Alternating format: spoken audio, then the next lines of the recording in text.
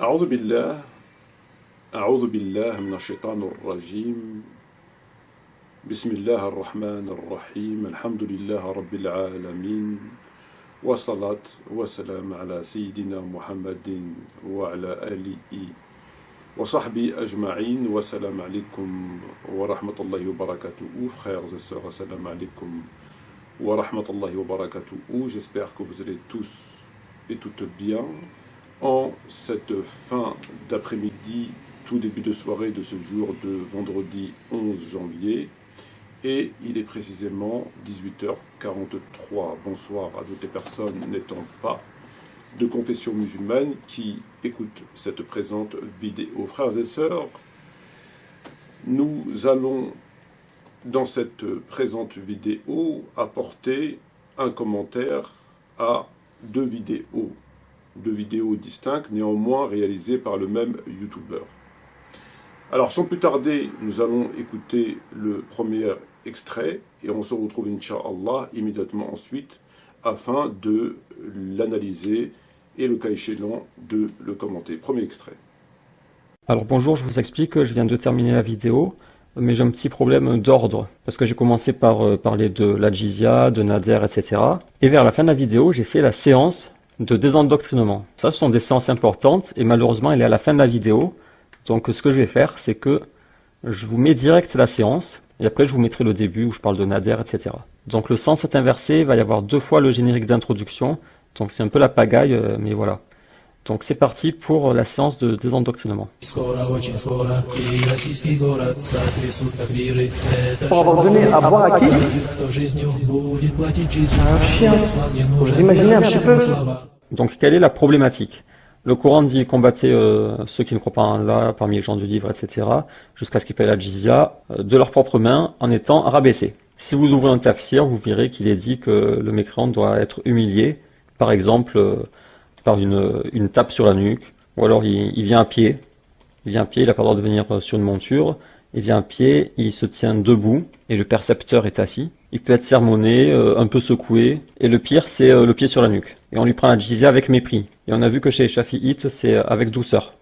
Nawawi dit c'est avec douceur. Et le rabaissement, c'est dans le fait qu'ils soient soumis aux lois musulmanes, donc ils sont soumis à des lois d'une religion en laquelle ils ne croient pas, et ils sont forcés de respecter ces lois. Donc ça, c'est au moment de payer la jizya, et après dans la société, il y a de la discrimination. Moi, j'appelle ça non sévère. Donc on a vu par exemple, pour le port d'armes, ils n'ont pas le droit de porter d'armes, pas le droit de monter à cheval. Si le chemin est obstrué, ils doivent marcher sur le passage étroit de la route. Ça, c'est le hadith de Abu Huraira. Ils doivent porter un vêtement distinctif, bon, et puis quelques autres trucs. Et bien sûr, donc, ils doivent payer l'impôt, 1 dinar par an, par exemple. Et la problématique, c'est que ces choses-là sont en contradiction avec leur discours. Paix, amour, tolérance, c'est la religion de paix, amour, tolérance. Moi, quand je vois ça, je vois pas paix, amour, tolérance. Donc, ces choses sont considérées laides, et c'est pour ça qu'ils les cachent et qu'ils mentent dessus. Alors, le désendoctrinement va être très simple. Déjà, il y a cette précision ici, non sévère. Je dis que c'est non sévère, pourquoi? Parce que toutes ces choses, ce ne sont pas des choses abominables, ce ne sont pas des choses douloureuses. Pas de port d'armes, tu comptes faire quoi avec une arme? Tu peux pas monter à cheval, tu prends le dromadaire, et alors? Tu laisses la priorité aux musulmans lorsque le chemin est obstrué, et alors? T'as une ceinture pour qu'on reconnaisse dans la rue que tu n'es pas musulman, et alors? Si ça vous paraît abominable, c'est parce que vous avez été éduqué avec l'idole égalité. Ça fait partie des idoles qu'ils ont fabriquées. Et ils nous ont appris à trouver horrible l'inégalité. Que des gens aient moins de droits que d'autres, c'est inégalitaire. Et ça contredit l'idole. C'est pour ça que ça paraît laid. Mais ça, ce n'est qu'une idole qu'ils ont fabriquée, on s'en fiche de ça. Égalité, on s'en fiche. Quand des gens disent c'est abominable, non, je trouve pas, ce n'est pas abominable. Laissez la priorité aux musulmans. Moi, je le fais déjà avec les femmes et les personnes âgées. Quand il y a une personne âgée dans le bus ou une femme, tu la laisses s'asseoir à ta place. Ce sont des choses qu'on fait déjà, sauf que là, c'est dirigé vers les musulmans.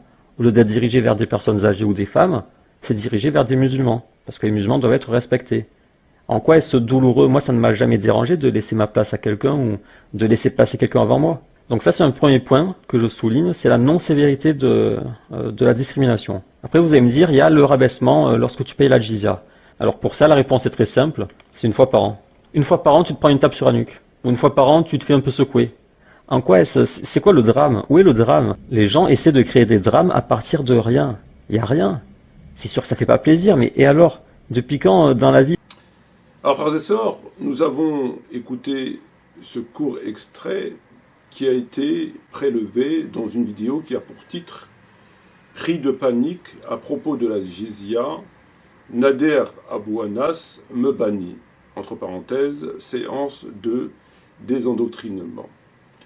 C'est une vidéo qui a été postée en date du 22 décembre, donc de l'année précédente, et on comprend assez rapidement que le réalisateur, le youtubeur, s'intéresse à deux choses. Il s'intéresse dans un premier temps au prédicateur de la République, à savoir Nader Abou Anas, qu'on ne présente malheureusement plus, et la question de la jizya, lequel est évoqué dans la sourate Tawba, sourate 9, verset 29, wa hum saghirun, plus précisément. Alors, on a écouté ses propos, et celui-ci nous explique qu'un certain nombre de savants, de ulama, ont fait le tafsir de ce verset, et plus précisément du terme wa hum saghirun, nous disons ce qui suit. Qu'il faille comprendre par le terme et qui donne la jizya en étant humilié, rabaissé, et les synonymes qu'on pourrait finalement accompagner ce terme saghirun, il nous dit qu'un certain nombre de savants donc disent qu'il faille, lorsque le dhimmi, donc Jean du livre, chrétien ou juif, lorsque celui-ci vient payer la taxe, cette taxe, lorsqu'il vient la verser, lorsqu'il vient la donner, il doit être, au nom de ce verset et l'explication d'un certain nombre de savants, le mécréant doit être humilié, nous dit-il. Je reprends ces termes. Le mécréant doit être humilié. Cette humiliation passe, par exemple, sur une tape sur la nuque. Qu'il y vienne non pas sur une monture, un chameau, un dromadaire, moins encore un cheval, mais qu'il y vienne à pied. Il faille le sermonner, quelque peu le secouer, voire, pourquoi pas lui poser le pied sur la nuque. Alors, il nous dit que des savants compris ont fait le tafsir de ce verset en nous disant que le percepteur doit ainsi prendre la jizya, l'impôt dit de capitation, en agissant ainsi avec le juif et le chrétien qui vient payer la taxe. Très bien. À ce stade, il n'a absolument rien inventé. Il ne se fie, il ne fait que la lecture d'un certain nombre de tafsirs. Et il qualifie ce petit extrait dans la vidéo d'une séance de désendoctrinement. Il nous dit que c'est pour désendoctriner les gens qui, contrairement à Nader Abou Anas et de bien d'autres, sont gênés, ont honte de ces textes. Car ils voient dans ces textes de l'intolérance. Pour eux, ces textes, le fait de traiter ainsi le dhimmi, pour eux c'est complètement inacceptable, intolérant, et par conséquent, ils occultent ces propos. Et comme ce youtubeur, lui, n'a vraisemblablement pas de problème avec ces textes, alors il en fait état de façon tout à fait, je dirais, ordinaire.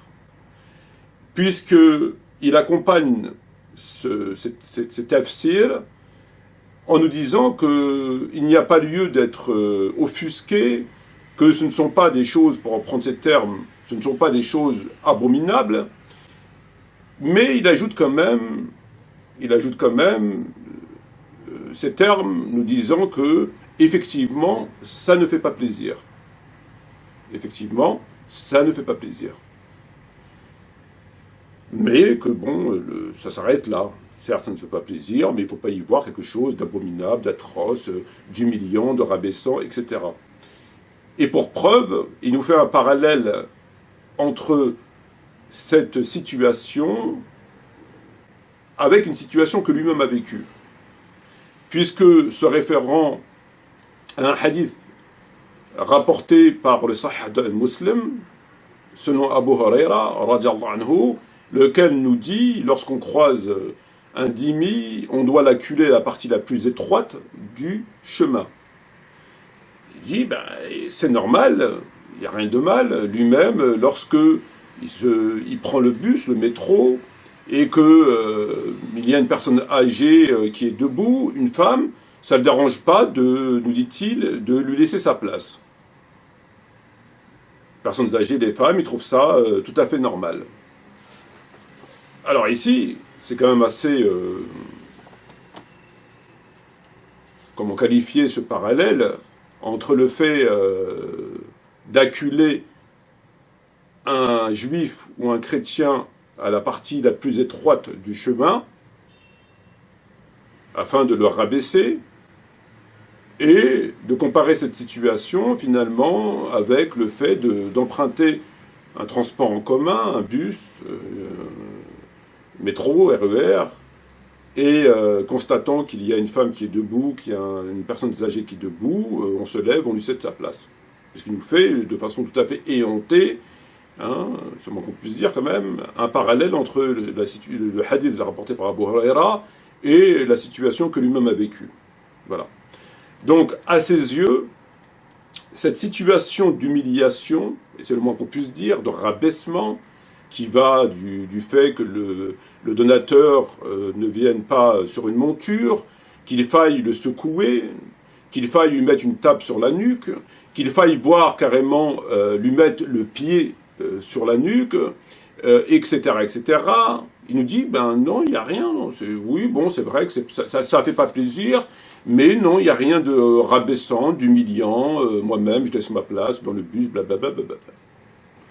Et donc, Nader et tous les musulmans, qui soient prédicateurs du système ou qui ne le soient finalement pas, et qui verraient, le cas échéant, une humiliation à travers les tafsirs en ce sens, sont des gens qui ont été endoctrinés par un certain nombre de valeurs prêtées à l'Occident. L'égalité, la fraternité, et que sais-je. Et qu'il faille impérativement, selon lui, désendoctriner les gens qui y verraient, à la lecture de ces tafsirs, et non pas du Coran lui-même, comme on va le voir, réalisé par un certain nombre de savants, le plus souvent extrêmement respectables quand même, rappelons-le. Et ce sont des gens qui ont été influencés par les valeurs occidentales. Puisque pour lui, il n'y a rien à voir de mal. Très bien. Alors, pourquoi nous dit-il tout ça? Pourquoi nous explique-t-il ce que nous avons entendu? Quel est le mobile? Quel est son projet à nous expliquer ce qu'il nous a expliqué? Alors son projet, on le trouve justement dans le second extrait que nous allons écouter immédiatement ensuite, afin de pouvoir ensuite connecter l'un et l'autre et pour comprendre quel est finalement le but de sa démarche. Donc écoutons le deuxième extrait et on se retrouve, Inch'Allah, immédiatement ensuite pour le commenter. Et après la question c'est comment ça peut être beau alors que je le voilais? Et pour répondre à cette question, il faut passer par les séances de désendoctrinement. Et c'est ce que je vais essayer de faire dans cette vidéo. Je vais essayer de faire une petite séance de désendoctrinement à propos de la dhimma. Pour avoir donné à boire à qui? Un chien. Vous imaginez un petit peu? Donc Nader Abou Anas, le malikite, se trouve devant le pacte d'Oumar, dans lequel il garantit la protection aux juifs, et la condition c'est qu'il paye la jizya. Donc Nader a lu le début du pacte, mais il s'est arrêté juste avant que ça parle de la jizya. La yukrahoun ala dinihim, ils les contraindront en aucun cas à quitter leur religion. Et ils ne leur feront pas tort. Subhanallah, c'est impressionnant. Donc, dans ce pacte... Donc Nader a lu le début du pacte, mais il s'est arrêté là, juste avant que ça parle de la jizya. Or, la jizya, c'est lié au djihad et à la dhimma, Et donc ça fait partie des choses que ces imams n'arrivent pas à gérer. C'est pour ça qu'il ne l'a pas lu. Ils ne leur feront pas tort. Subhanallah, c'est impressionnant.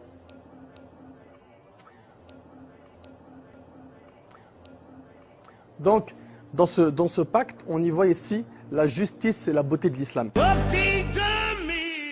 Et quelqu'un dans les commentaires a vu ma vidéo et il lui a parlé du fait qu'il n'ait pas lu ce passage. Et donc là, il y a le modérateur de Nader qui a répondu. Vous dites ceux qui payent la jizya en étant humiliés, lisez cela. Et donc là, il copie un article de maisonislam.com. Donc tout ça, c'est une copie de l'article de maisonislam.com dans lequel Anas, c'est le propriétaire du site, Anas explique que la jizya, c'est pas pour humilier. Donc ça, on va le voir tout à l'heure. Donc là, le modérateur de Nader répond avec l'article de maisonislam.com. Et moi, je lui ai demandé, que se passe-t-il si les chrétiens refusent de payer la jizya? Et donc ce message-là, vous ne le verrez pas. Personne ne le verra, car j'ai été banni. Nader Abou Anas, ou plutôt son modérateur, mais ça revient au même, ils m'ont banni. Nader m'a banni parce que j'ai demandé, que se passe-t-il si le chrétien refuse de payer la jizya? Donc la jizya, c'est dans le verset 29 de la sourate 9. Combattez ceux qui ne croient ni en Allah ni au jour dernier, qui n'interdisent pas ce qu'Allah et son message ont interdit, qui ne professent pas la religion de la vérité, parmi ceux qui ont reçu le livre, jusqu'à ce qu'ils versent la jizya par leurs propres mains, après s'être humiliés. Et comme ça parle des gens du livre dans ce verset, les Shafi'ites et les Hanbalites, d'après un des avis de l'école, disent que ce verset ne concerne que les gens du livre, et donc il n'y a que eux qui peuvent payer la jizya. Les autres n'ont pas droit à cette option, par exemple les bouddhistes, ils ne font pas partie des gens du livre, donc ils ne peuvent pas payer la jizya, soit ils se convertissent, soit ils sont combattus. Donc la jizya, c'est une faveur pour les gens du livre, d'après l'école Shafi'ite et un des avis de l'école Hanbalite. Pour les Malikites et les Hanafites, c'est général, ça concerne aussi les polythéistes. Sauf les polythéistes arabes chez les Hanafites. Et donc dans la jizya, il y a 2 points qui posent problème à Nader, c'est pour ça qu'il s'est arrêté à jizya, parce que ça le dérange. Là je répondais à Jean le musulman, et j'ai noté les 2 points ici. Le premier point, délicat, c'est que la jizya fait suite à une conquête ou une menace.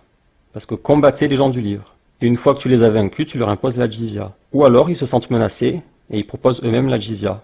Ils disent on se soumet, tenez la jizya, on se soumet à vos lois. Donc point 1, la jizya fait suite à une conquête ou une menace. Et ça c'est très dérangeant pour Nader et ses potes. Ils n'arrivent pas à assumer cette chose-là. Deuxième point délicat, c'est la discrimination envers les dhimmi. Et le fait qu'ils soient rabaissés, parce que dans le verset, c'est jusqu'à ce qu'ils payent la jizya de leurs propres mains en étant rabaissés. Sorhirun. Là ils ont traduit par humilié. Moi je traduis par rabaissé. Et ce rabaissement, les savants l'ont expliqué. Si vous ouvrez n'importe quel tafsir, il sera expliqué que le rabaissement consiste à, lorsque le dhimmi donne la jizya, il doit le faire de sa propre main, c'est-à-dire qu'il ne peut pas envoyer quelqu'un donner la jizya à sa place. Il y a des savants, ils vont dire qu'il doit y aller à pied, ça c'est pour le rabaisser, et que lorsqu'il donne la jizya, il doit être debout et le musulman qui reçoit la jizya assis. D'autres vont dire que lorsqu'il donne la jizya, le percepteur, il lui met une claque sur la nuque. Il y a aussi un avis qui dit qu'il lui met le pied sur la nuque. Et après, une fois qu'il a intégré la société islamique, il est soumis aux lois islamiques et il subit de la discrimination que je qualifie de non sévère, parce que les islamophobes ils exagèrent, ils en font des tonnes. Moi je dis c'est de la discrimination non sévère et ils sont considérés comme inférieurs dans la société. Et par exemple il y a le hadith qui dit on ne tue pas un musulman pour un non musulman. Ça veut dire que si un musulman tue un non musulman qui vit avec les musulmans, la loi du talion ne s'applique pas. Il y a juste le prix du sang, sauf dans l'école hanafite. Mais en tout cas il y a de l'inégalité entre les dhimmi et les musulmans, et c'est ça qui est délicat à gérer. Là, le modérateur de Nader répond sur la discrimination. Il copie l'article de maisonislam.com qui explique que non, il n'y a pas de discrimination. Donc il a répondu au point 2, mais il n'a pas répondu au point 1. C'est pour ça que je lui ai posé la question, que se passe-t-il si les chrétiens refusent de payer la jizya? Parce qu'il a répondu sur le point 2, il a dit en fait, d'après maisonislam.com, il n'y a pas de discrimination, d'accord? Mais il reste le point 1, c'est que la jizya, ça tombe pas sur la tête de quelqu'un comme ça par hasard. C'est qu'il a été forcé de la payer cette jizya. On ne paye pas la jizya pour le plaisir. Sur mon blog, je vous ai copié quelques extraits de livres de jurisprudence. Donc j'ai commencé avec 2 livres hanafites. Le premier c'est Mukhtasar al-Quduri. Si vous cliquez sur le livre, ça vous renvoie sur le PDF en arabe. Je vous ai mis les pages et je vous ai mis l'extrait, avec après une traduction. Alors j'ai mis en arabe, comme ça vous pouvez me corriger s'il y a des problèmes dans la traduction. Et vous pouvez m'envoyer d'autres extraits d'autres livres pour compléter l'article si vous voulez. La jizya est de 2 types, celle qui est imposée par un accord mutuel et un traité, celle que le chef impose lorsqu'il a vaincu les koufars. Il impose sur l'aisé, le riche, 48 dirhams par an, sur le moyen 24 et sur le pauvre travailleur 12. Donc ça c'est chez les hanafites. Les hanafites distinguent le pauvre du riche. La jizya est 2 fois moindre pour le pauvre et 2 fois supérieure pour le riche. La jizya est imposée aux gens du livre, aux mages et aux idolâtres parmi les non-arabes. mais pas aux idolâtres arabes ni aux apostats. Eux, c'est soit la conversion, soit la mort. Pas de jizya pour la femme, l'enfant, le grand malade, le pauvre sans travail, ou le moine qui ne se mélange pas aux gens. Celui qui devient musulman et qui avait la jizya sur lui, elle cesse d'y être. Bon, ça on s'en fiche. Il n'est pas permis de construire une nouvelle synagogue ou église en terre d'islam. Mais si une vieille synagogue ou église tombe en ruine, ils peuvent les réparer. Les dhimmis doivent se différencier des musulmans avec leurs vêtements, leurs montures, leurs selles et leurs chapeaux. Ils ne montent pas les chevaux et ne portent pas d'armes. Donc ça, c'est de la discrimination. Et quand je dis discrimination, je ne suis pas en train de critiquer. C'est ça qu'il faut comprendre. Quand je parle, je n'utilise pas les mots avec leur connotation. Discrimination, c'est connoté péjorativement. Mais lorsque moi je prononce discrimination, c'est juste pour dire qu'il y a un traitement différent. Donc ils peuvent pas prêcher leur religion, c'est logique, puisqu'elle amène au feu. Ils peuvent pas. Pour les chevaux, c'est pour les rabaisser, pour laisser les musulmans au-dessus des mécréants. C'est toujours pour laisser l'islam au-dessus de la mécréance. Car l'islam, c'est la vérité, et la mécréance, c'est le mensonge. Donc l'islam est au-dessus de la mécréance. C'est pour ça que là, ils disent que les dhimmis ne doivent pas monter de chevaux. C'est pour qu'ils soient en dessous des musulmans. Ceux qui refusent de payer la jizya, tuent un musulman, insulte le prophète ou fait zina avec une musulmane, son pacte n'a pas été violé. Bon, ça, c'est technique, on s'en fiche, ça. Le pacte n'est violé que s'ils seront en terre de guerre ou s'ils occupent un lieu et nous font la guerre. Deuxième livre hanafite, Al-Hidayah. La jizya est de deux types, celle qui est volontaire et sur laquelle s'accordent les deux parties, celle que l'imam impose là où il a conquis les koufars, donc là c'est la même chose. C'est l'avis de nos savants. Shafi'i dit qu'il doit prendre le même montant, un dinar, aux pauvres et aux riches. Car le prophète n'a pas précisé de différence, parce que la jizya remplace la mise à mort. Et dans ce sens, la jizya est égale pour le riche et le pauvre. Donc Shafi'i dit que la jizya c'est en échange de leur vie, et donc il n'y a pas de différence entre le pauvre et le riche. Pour tout le monde c'est un dinar. Donc là on revient sur les hanafites. Il faut qu'en prenant la jizya du travailleur pauvre, il puisse subvenir à ses besoins la majeure partie de l'année. Après là il parle des idolâtres de Perse, il dit que on peut leur prendre la jizya, alors que Shafi'i dit que non, il faut les tuer. Et le raisonnement des hanafites, c'est que ces idolâtres-là de Perse, ils peuvent être pris comme esclaves, et puisqu'ils peuvent être pris comme esclaves, alors on peut leur prendre la jizya, parce que ça se ressemble un peu les deux. En leur imposant un jizya, ils sont pareillement privés de contrôle sur leur propre personne, puisqu'ils doivent travailler et payer les musulmans avec le produit de leur travail, et leur subsistance est fournie par leur travail. La jizya n'est pas imposée aux idolâtres arabes, donc ça c'est ce que je vous ai dit tout à l'heure, c'est chez les hanafites, car leur mécréance est particulièrement grave étant donné que le prophète a été envoyé parmi eux, il s'est manifesté au milieu d'eux, et le Coran est descendu dans leur langue. Leur perversion est d'autant plus manifeste. De la même manière, la jizya n'est pas imposée aux apostats, car leur mécréance est elle aussi particulièrement grave étant donné qu'ils sont devenus mécréants après avoir été guidés sur le chemin de la foi, et qu'ils ont pu connaître son excellence. Ainsi, rien n'est accepté d'eux à part la conversion ou la mise à mort. Selon Shafi'i, il est permis de faire esclave des idolâtres arabes. Là, c'est sur le bulletin. La jizya n'est pas imposée à la femme et à l'enfant, car la jizya est soit une contrepartie pour le fait de les laisser en vie, ou bien une assistance pour le djihad. Les femmes et enfants n'étant ni menacés d'être tués ni capables de combattre. La jizya n'est pas imposée aux pauvres qui ne travaillent pas. Shafi'i dit que si. Les arguments de nos savants, ok. N'est pas imposée aux esclaves, ni aux moines isolés. S'il devient musulman, les dettes de jizya sont annulées. Alors ça c'est intéressant, la jizya est une sorte de punition infligée aux kuffars pour leur obstination dans la mécréance, c'est pourquoi il ne peut pas envoyer quelqu'un la donner à sa place. Elle doit être prise de façon humiliante, le percepteur est assis et le dhimmi est debout. Selon une narration, le percepteur le saisit à la gorge et le secoue en disant « Paie ta jizya dhimmi ». Ainsi il est clair que la jizya est une punition. La jizya remplace la mise à mort pour les kuffars et ça remplace l'aide personnelle, le combat pour les musulmans. Il est interdit de construire des églises et synagogues en terre d'islam, mais juifs et chrétiens peuvent réparer celles qui tombent en ruine. Car les bâtiments ne peuvent pas durer éternellement, et puisque l'imam leur a laissé la liberté de pratiquer leur religion, il est logique qu'ils ne les empêchent pas de réparer leurs églises et synagogues. Après, à l'exception pour les petits villages, l'imam doit différencier les musulmans des dhimmis dans leurs vêtements et leur équipement. Les dhimmis ne doivent pas monter de chevaux ou porter d'armure, ni porter les mêmes vêtements que les musulmans. S'ils montent un animal, ils doivent utiliser une selle d'âne. La raison de cette différence de traitement est une question d'honneur, et pour éviter qu'un dhimmi soit confondu avec un musulman et soit traité avec le même respect, ce qui n'est pas permis. L'insigne qu'ils doivent porter est une corde de laine à la taille, pas une ceinture en soie.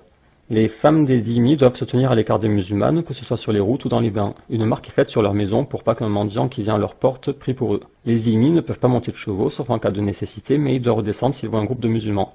Et s'ils utilisent une selle, elle doit être comme celle de l'âne. Ils ne doivent pas porter de vêtements de riches. Donc voilà, tout ça c'est de la discrimination, mais comme je vous ai dit, c'est pas sévère. Parce qu'à chaque fois, il y en a qui me disent mais pourquoi tu défends l'islam? T'as pas peur que s'ils ont le pouvoir, tu vas être un dhimmi? Bah, il y a quoi qui fait peur? Porter une ceinture, ne pas construire d'église, ne pas monter de cheval. Donc dans notre contexte, ce serait acheter telle marque de voiture, ne pas porter de vêtements de riches. Où est le problème? Ça peut faire mal à l'orgueil, mais moi je n'ai pas de problème d'orgueil. Si un dhimmi refuse de payer la jizya, ou tue un musulman ou blasphème le prophète, ou a un rapport sexuel avec une musulmane, son contrat n'est cependant pas dissous. Donc ça veut pas dire qu'il n'est pas puni.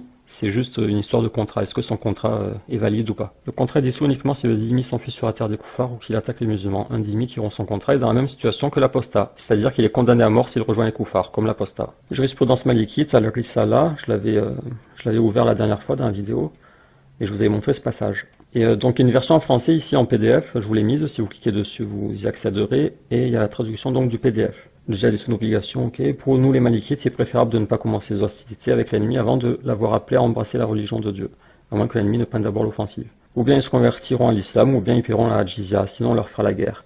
La jizya est prélevée sur les dhimmis mâles libres majeurs, mais non sur leurs femmes, ni sur leurs impubères, ni sur leurs esclaves. Il est également prélevé sur les mages et sur les chrétiens arabes. Pour ceux qui emploient monnaie d'or, la capitation est de 4 dinars. Pour ceux qui emploient monnaie d'argent, elle est de 40 dirhams. Le taux est réduit pour les pauvres. Jurisprudence shafi'ite, Umdat as-Salik. L'imam combat les juifs, les chrétiens et les mages jusqu'à ce qu'ils deviennent musulmans ou qu'ils payent la jizya. Il combat les autres jusqu'à ce qu'ils deviennent musulmans. La jizya est d'au moins 1 dinar pour chaque personne. Le maximum est ce sur quoi les deux parties s'accordent. Elle est collectée avec douceur, comme les autres dettes. Elle n'est pas prise de la femme, de l'enfant ou du fou. Alors ça on retient, elle est collectée avec douceur, parce que ça ils vont le citer sur Maison Islam. Donc ça c'est un avis shafi'ite. Ils doivent respecter nos lois concernant la vie, l'honneur et les biens. Ils sont punis pour zina et pour le vol, mais pas pour l'alcool. Ils sont différenciés des musulmans par un vêtement, une large ceinture. Ils ne sont pas précédés dans le salam. Ils sont contraints au passage étroit de la route. Ils ne peuvent pas construire au-dessus des musulmans, ni à égalité, mais s'ils acquièrent une maison plus haute, elle n'est pas détruite. Ils ne peuvent pas afficher publiquement le porc et l'alcool, ni réciter publiquement leurs textes religieux, ni montrer publiquement leurs fêtes et funérailles. Ils ne peuvent pas construire d'église. L'imam doit protéger ceux d'entre eux qui vivent sur nos terres, comme il protège les musulmans, et il doit chercher à les libérer. S'il refuse de se conformer aux règles islamiques ou de payer al-jizya, son pacte est annulé. S'il annule son pacte, l'imam choisit entre les 4 choix du prisonnier. Donc il choisit entre la mise à mort, l'esclavage, la libération ou la rançon. C'est pour ça que quand Nader dit l'islam n'appelle qu'à des bonnes choses, sublime, magnifique, beauté, justice, paix, meilleure des manières, belle image. Et il se dit malikite.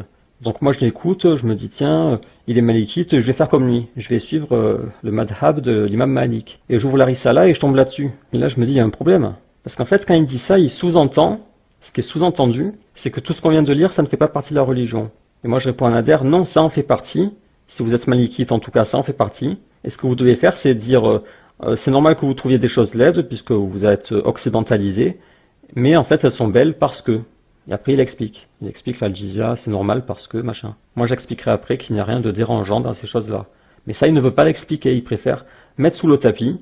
Il fait comme si ça n'existait pas. Et après, il vient et dit, je suis malikite. Mais non, t'es pas malikite. T'es toujours pareil. T'es dans tes passions, toujours. Si t'es malikite, tu reconnais ces choses-là. Et si elles te plaisent pas, tu fais un djihad an-nafs. On continue avec de la jurisprudence hanbalite. Le pacte n'est fait qu'avec les mages, les gens du livre et ceux qui les suivent. Donc ça, c'est le même avis que les shafi'ites. Mais en fait, il y a 2 avis dans l'école. Il y a l'avis shafi'ite et l'avis hanafite. Mais l'avis majoritaire, si je me trompe pas, c'est celui-là. Pas de jizya sur l'enfant, la femme, l'esclave, le nécessiteux qui ne peut pas la payer. Elle est collectée à la fin de l'année des personnes éligibles. Quand ils sont sous l'obligation de la jizya, c'est accepté d'eux et il est haram de les combattre. Ils sont en état d'humiliation lorsqu'elle est prise. Ils attendent debout un long moment et elle est prise d'eux. Donc là, ce qu'ils proposent dans ce livre pour les humilier, c'est qu'ils doivent attendre. Et là, j'ai l'explication de Fawzan. Les dhimmis doivent payer personnellement en état d'humiliation. Ils ne doivent pas envoyer leurs servants ou autres pour payer à leur place. Ils ne peuvent pas payer dès leur arrivée et doivent attendre un long moment avant. C'est pour les humilier. Le paiement n'est pas pris de façon douce et plaisante. Donc tout à l'heure on avait vu un avis shafi'ite qui dit de le faire avec douceur. Là il dit c'est pas fait de façon douce et plaisante. Il est pris de façon à les blâmer pour avoir mécru en Allah et avoir démenti le messager d'Allah. Si ces conditions sont remplies, la jizya est acceptée d'eux. Et on revient sur le livre donc. L'imam les traite selon les lois de l'islam en ce qui concerne la vie, les biens et l'honneur, et les khoudoud leur sont appliqués dans ce qu'ils considèrent interdit, mais pas dans ce qu'ils considèrent permis. Ils doivent se différencier des musulmans, ils peuvent monter des animaux autres que le cheval, avec une selle comme celle de l'âne. Ils ne sont pas honorés. Alors quand je mets une vague, c'est que je ne suis pas certain de la traduction. Il ne faut pas se lever pour eux, ni les précéder dans le salam. Ils ne peuvent pas construire d'églises et de monastères, ils ne peuvent pas réparer ceux qui tombent en ruine. Leurs maisons ne doivent pas être plus hautes que celles des musulmans, mais elles peuvent être de même taille. Ils ne peuvent pas consommer de porc et d'alcool en public, ni sonner leurs cloches et lire leurs écritures en public. Si le dhimmi refuse de payer la jizya ou de respecter les lois de l'islam, ou transgresse en tuant un musulman, ou fait zina, ou commet le vol de grand chemin, ou espionne, ou aide à espionner, ou diffame Allah, son messager ou son livre, son pacte est annulé, à l'exclusion de ses femmes et enfants. Son sang et ses biens sont halal. Et après, t'as Nader qui vient, il te dit, regardez la justice et la beauté de l'islam en te montrant un texte où des dhimmis se sont soumis et payent la jizya. Alors moi, je peux expliquer en quoi ce n'est pas laid, mais le problème, c'est que les gens trouvent ça laid. Je vous assure que n'importe qui, sous la vidéo de Nader, si je leur lis ça, ils sont scandalisés, ils vont dire non, c'est un islamophobe qui a écrit tout ça. Ça peut pas être notre religion, c'est trop laid. Et c'est ça le problème. On revient là-dessus. C'est laid, donc c'est pas notre religion. Alors que moi je dis non, ce n'est pas laid, tu le trouves laid parce que tu as mal vu. Ensuite on a Ibn Rushd qui cite les différents avis. Les savants sont d'accord que la jizya peut être prise des gens du livre non arabe et des mages. Ils ont divergé sur ceux qui n'ont pas de livre et sur les arabes qui ont un livre. La jizya est imposée à l'homme pubère libre, pas à la femme ni à l'enfant, car ça remplace la mise à mort, et ce sont les hommes pubères qui sont tués, alors que tuer les femmes et enfants est interdit. Ils sont d'accord, les savants, que l'esclave n'a pas à payer la jizya. Ils ont divergé sur le fou, l'estropié, bon, etc. Ils ont divergé sur le montant de la jizya. Selon Malik, c'est le montant qu'a imposé Oumar, c'est-à-dire 4 dinars. Shafi'i a dit que le minimum est fixe, 1 dinar, et le maximum dépend de ce sur quoi ils se mettent d'accord. Un groupe de juristes ont dit que rien n'est déterminé, c'est laissé à l'ijtihad de l'imam, c'est l'avis de Athawri. Abu Hanifa et ses élèves ont dit que la jizya varie entre 12 dirhams, 24 et 48. Donc ça c'est pour le pauvre, le moyen et le riche. Ahmad a dit 1 dinar, ou l'équivalent en vêtements tissés, et ça ne peut être ni augmenté ni diminué. Et au passage, ça répond à tous ceux qui m'ont harcelé avec non, la jizya elle est plus faible que la zakat. Et à cela, dans les commentaires, je leur demandais, ok, la zakat c'est 2,5%, la jizya c'est combien de pourcents? Et là, personne ne m'a répondu. Ils ont tous disparu. Hop, magie. Moi, je suis un magicien, j'arrive à faire disparaître les gens. Ils me disent que la jizya est inférieure à la zakat. Ok, zakat 2,5%. Combien la jizya? Hop, disparu. Magie. Parce qu'en fait, non, ça dépend. Un musulman qui n'a pas beaucoup d'argent, il va donner une petite zakat. Et donc, la jizya, fixée à 1 dinar par exemple, elle sera plus chère que la zakat. Donc, un conseil pour les gens, parce qu'on fait tous cette erreur, et je m'inclus dedans, c'est que lorsque vous parlez, il faut avoir des sources dans un livre. Pas j'ai entendu ou j'ai vu sur un site internet. Il faut que ce soit sourcé. Parce que des fois on entend des choses et après on croit que c'est une vérité, mais il n'y a pas de source. Là j'ouvre des livres et je me rends compte que la jizya c'est 1 dinar. 1 dinar chez les Shafi'ites, chez les Hanbalites, 1, 2 ou 4 chez les Hanafites et 4 chez Malik. Alors que la zakat c'est 2,5%, donc ça dépend. Tu peux pas comparer les deux. Et vous m'avez tous dit, vous étiez tous fiers de me dire la jizya est inférieure à la zakat, mais c'est quoi la fierté là-dedans? Les non-musulmans doivent payer moins que les musulmans, mais où est la fierté là-dedans? Pourquoi étiez-vous si fiers de me dire ça? Et là, on est toujours dans le même problème, c'est le complexe, on a honte, et donc on se rassure, on rassure les autres, on a honte de faire payer les non-musulmans, donc on dit non mais c'est bon, c'est moins que les musulmans. Alors qu'au départ, il n'y a pas de honte, même si les non-musulmans doivent payer plus, où est la honte? Tu es fier de moins faire payer les non-musulmans? Où est la fierté? À quoi leur sert leur argent? En quoi c'est si important qu'ils gardent leur argent? Qu'est-ce qu'ils vont en faire? Ils vont juste faire leur mécréance avec. Qu'est-ce qu'ils vont faire d'utile? S'il y a plus d'argent qui va dans les caisses de l'État musulman, tant mieux, ça, parce que l'État il défend l'intérêt de la communauté et donc de la religion. Mais laisser un maximum d'argent aux mécréants, ça sert à quoi? Ils vont faire quoi avec? Donc même si la jizya est plus élevée, il y a aucune honte. Donc c'est chez les Malikites que la jizya est le plus élevé, 4 dinars. Donc tous ceux qui m'ont dit que la jizya était inférieure à la zakat, c'est faux, ça dépend. Si on prend la jizya d'1 dinar, ça dépend. Et dans le cadre de l'école Malikite, si vous aviez plus de science, vous ne m'auriez pas dit ça parce que vous sauriez que la jizya est élevée chez les Malikites. Et aux petits malins qui s'amuseraient à dire que 1 dinar c'est pas beaucoup, je vous dis attention, parce que l'amputation de la main du voleur c'est à partir d'un quart de dinar. Donc si vous diminuez le dinar, vous diminuez en même temps le montant à partir duquel on peut couper la main du voleur. Donc n'essayez pas de me piéger, jouez pas à ce petit jeu avec moi. Donc avant de faire la séance de désendoctrinement, on revient sur le commentaire du modérateur de Nader Abou Anas, et je me rends compte qu'il a supprimé. Parce qu'en fait on est le lendemain, j'ai tourné la vidéo en plusieurs jours, et donc il a supprimé.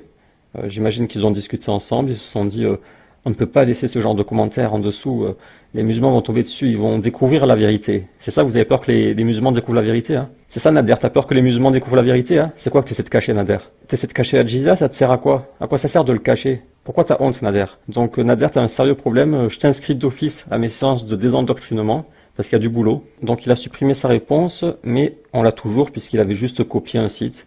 C'est ce qu'ils font souvent en fait, ces imams. Souvent ils ont des papiers, ils lisent des papiers durant leur prêche et leurs papiers ce sont juste des articles internet qu'ils ont imprimés. Ils ne font pas de recherche, pas d'études, juste ils prennent des sites internet qui vont dans leur sens, ils les impriment et après ils les lisent. Donc le modérateur de Nader avait copié cet article à partir de là, jusqu'à là il me semble. Que signifie Aniadine? Parce que dans le verset c'est jusqu'à ce qu'ils payent la jizya de leurs propres mains en étant rabaissés. Et donc dans l'article ils vont parler de Aniadine et de rabaisser. Donc que signifie Aniadine? Saïd Ramadan a donné préférence au sens en ayant les moyens de le faire. Alors là maintenant leur référence est Saïd Ramadan. Je comprends pas le rapport, vous n'êtes pas censé être malikite, qu'est-ce qui se passe? C'est quoi Saïd Ramadan? Donc Saïd Ramadan dit que c'est en ayant les moyens de le faire, ok. Quant au deuxième groupe de mots, que signifie-t-il? Donc ça c'est rabaisser. Saïd Ramadan toujours écrit une autre difficulté linguistique a également donné lieu à une polémique étendue. Le mot arabe sarhirun, par lequel cette injonction s'achève, est une dérivation du verbe sahara, qui signifie se soumettre, être soumis à. La force de ce mot a cependant introduit une notion d'humiliation dans de nombreuses interprétations. Voilà, comme je vous ai dit, si vous ouvrez n'importe quel tafsir, il y aura écrit qui doivent être humiliés au moment du paiement. Certains juristes ont en effet compris de ce mot qu'il fallait que le dhimmi paie la jizya en étant humilié. Après avoir cité quelques-unes des interprétations de ce type, Ibn al-Qayyim écrit « Tout cela relève de ce qui n'a aucun fondement, et cela n'est pas non plus ce qui découle de ce verset. Ce n'est pas rapporté du prophète ni des compagnons. Ce qui est juste à propos de ce verset est que le mot « sahar » signifie l'acceptation par eux du fait que les règles de l'islam est court sur eux, ainsi que le fait de s'acquitter de la jizya. » Donc au départ c'est Saïd Ramadan, puis Ibn al-Qayyim. Donc en fait il est en train de jongler sur le site là, Anas est en train de jongler entre différents savants. Donc là Ibn al-Qayyim dit que les juristes ont tort, il ne faut pas humilier les mécréants. An-Nawawi a formulé la même chose ainsi. Cette posture mentionnée en premier, nous n'en connaissons pas de fondement, ne l'ont mentionné qu'un groupe des nôtres, alors que la majorité des nôtres, les Shafi'ites, ont dit « La jizya sera prise avec douceur ». Donc ça on l'avait vu dans Umdat as-Salik, on a vu qu'il était dit qu'il fallait prendre la jizya avec douceur, avec indulgence, comme on prend les créances. Plus loin il cite Ar-Rafi'i, qui a dit « Le plus correct chez les nôtres, Shafi'ites, c'est de commenter le mot « sahar » par le fait que ces non-musulmans acceptent que les règles de l'islam aient cours sur eux. Donc là, rabaisser, ça voudrait dire ils acceptent que les lois de l'islam s'appliquent sur eux. Donc il a traduit jusque-là, les lois de l'islam s'appliquent sur eux, mais il n'a pas traduit la dernière phrase, pourtant elle est intéressante. Donc il a arrêté la traduction ici, mais on va continuer. Et ils ont dit, le plus sévère des rabaissements pour un homme, c'est que les jugements, que s'appliquent sur lui les jugements qu'il ne reconnaît pas, auxquels il ne croit pas. Imaginez un musulman qui se ferait appliquer les lois des juifs sur lui, ce serait humiliant pour lui de se faire juger par les lois des juifs. Donc le pire abaissement pour un homme, c'est de se faire juger par des lois qu'il ne reconnaît pas, et qu'il soit forcé à le supporter. Donc cette phrase n'a pas été traduite, mais elle est importante parce qu'elle explique le rabaissement. La majorité des savants expliquent que ce rabaissement, lorsque le non-musulman paye, on le rabaisse, en lui mettant une claque par exemple sur la nuque, ou en le secouant un peu, en le maltraitant un peu. Et donc là on a un avis shafi'ite, selon lequel le rabaissement, c'est dans le fait d'être soumis aux lois islamiques. Le non-musulman est rabaissé par le fait d'être soumis à des lois islamiques et qu'il est forcé à le supporter, alors que ce ne sont pas ces lois. Il ne les reconnaît pas, il n'y croit pas, il ne croit même pas en Allah, mais il est forcé d'être soumis à ces lois. Et c'est ça le rabaissement. Donc ça c'est un avis chez les Shafi'ites, tu prends la jizya avec douceur, et l'humiliation c'est dans le fait d'être forcé, d'être jugé par des lois musulmanes. Il faut ajouter à ça que Al-Qaradawi pense que c'est des communautés. Bon, ça c'est pas intéressant. Donc on a la confirmation que Nader a honte de la jizya, puisqu'il a dit non. En fait, non, ce n'est pas de l'humiliation, et il a sorti cet article. Sauf que dans cet article, il y a une phrase qui n'a pas été traduite, qui explique qu'il y a de l'humiliation dans le fait d'être soumis aux lois islamiques. Donc d'accord, il n'y a pas d'humiliation dans cet avis shafi'ite au moment du paiement de la jizya, mais il ne nous a pas cité de savant malikite. Il dit, je suis malikite et j'ai adopté l'école malikite. Oui, mais où sont tes savants malikites? Moi, je prends un tafsir malikite, Al-Qurtubi, et il explique qu'ils doivent être humiliés au moment du paiement de la jizya. Et par exemple, dans l'explication du verset 41, il parle de l'obligation du djihad, et il dit que l'imam doit attaquer l'ennemi chaque année. L'imam fait le djihad au moins une fois par an, et il fait apparaître la religion d'Allah sur eux. C'est-à-dire qu'ils doivent rentrer dans l'islam, ou alors ils donnent la jizya de leurs propres mains. Donc ce qu'on voit, c'est que Nader n'a pas changé, il n'est pas dans l'école malikite, sinon il aurait sorti des sources malikites. Mais il nous sort comme avant, il n'a pas changé. Il nous sort un site internet qui l'arrange. Donc je vous explique ce que fait Anas Ahmed Lala sur ce site. Il prend les avis les plus doux en fait. Il fait un gros mélange, il met tout dans le mixeur pour proposer une interprétation douce.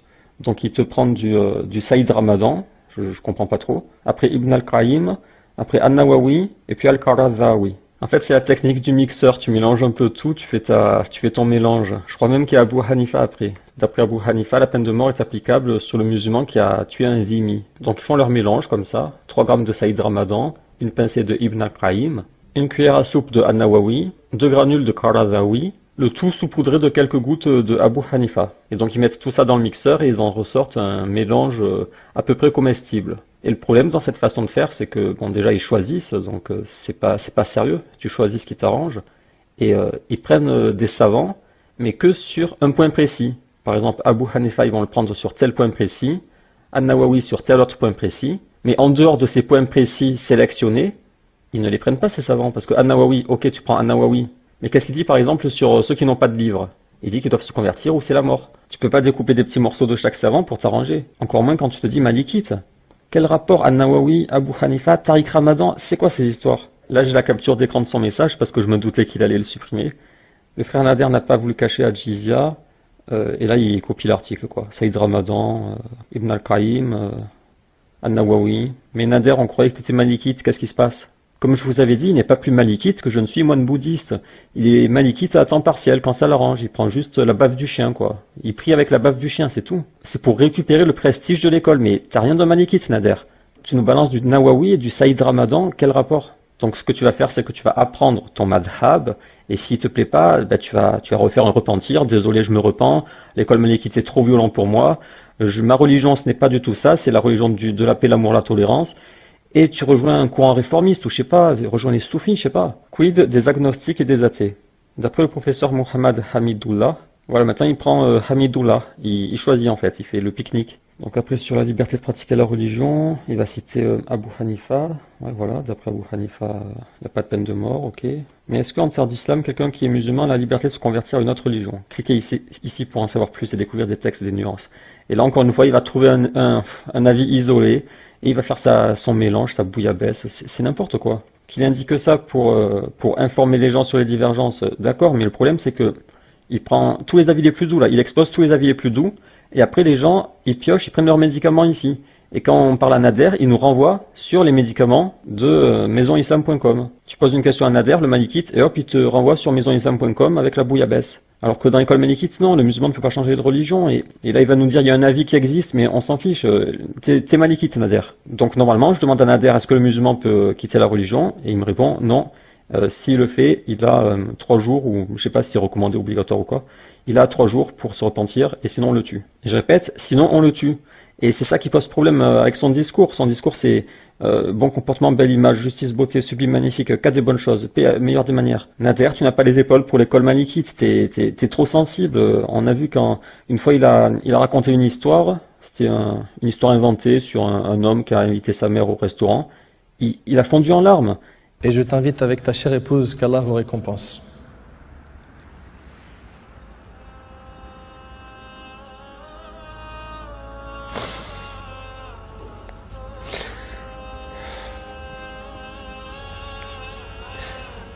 Il est hyper sensible, je vois bien que c'est une bonne personne, très douce, je vois que tu as un grand cœur, c'est bien, Nader, mais tu n'as pas les épaules pour l'école malikite, quitte cette école. Rejoins la secte de Ayman Teher, par exemple, mais ne te dis pas malikite, tu n'es pas malikite, Nader.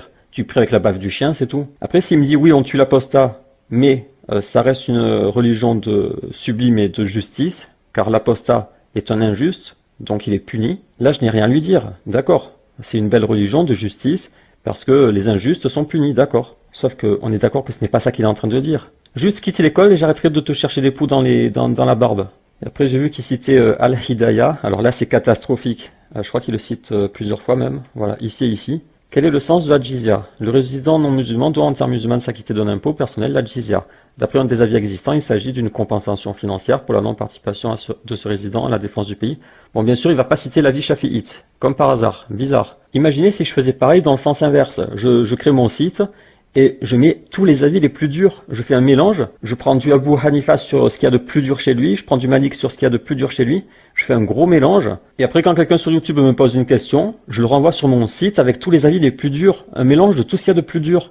Est-ce que ce serait correct de faire ça? Non, ce n'est pas correct, mais là c'est ce qu'il fait. D'après un des avis, il s'agit d'une compensation, ok. Et là c'est catastrophique, il cite Al-Hidayah. Al-Hidayah, je l'ai mis sur mon blog, donc là on est dans le livre qu'utilise son site. La jizya est une sorte de punition infligée aux koufars pour leur obstination dans la mécréance. Elle doit être prise de façon humiliante. Le percepteur est assis et le dhimmi est debout. Selon une narration, le percepteur le saisit à la gorge et le secoue en disant « Paye ta jizya, dhimmi ». Ainsi, il est clair que la jizya est une punition. Tu peux pas citer partiellement Al-Hidayah pour faire croire que la jizya c'est rien, c'est juste un impôt. C'est pas possible, c'est pas honnête. Là, je suis dans Al-Hidayah, page 219, et lisez ça. Ça, je vais pas vous le traduire, je pense que vous comprenez.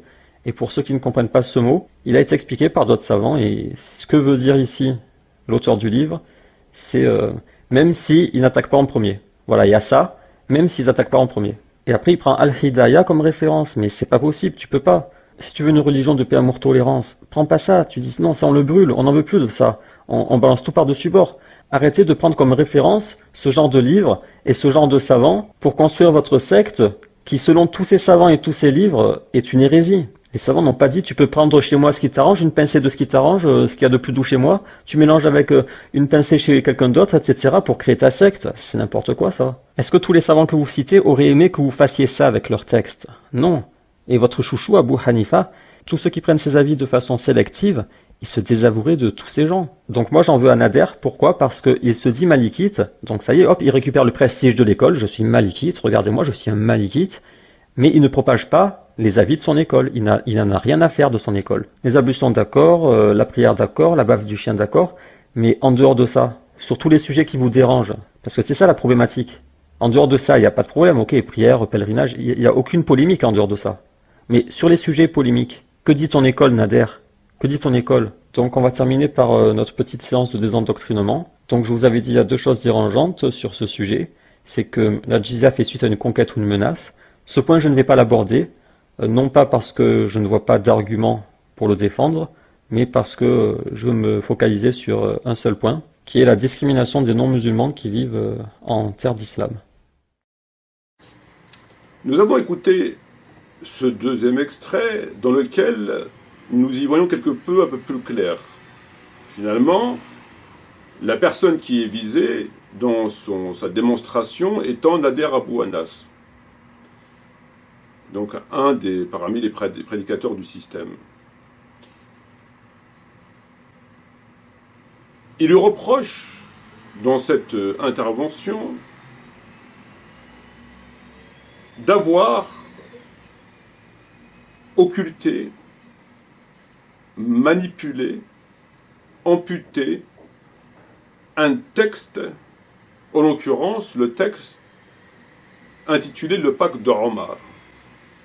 Omar ibn Khattab, radiallahu anhu.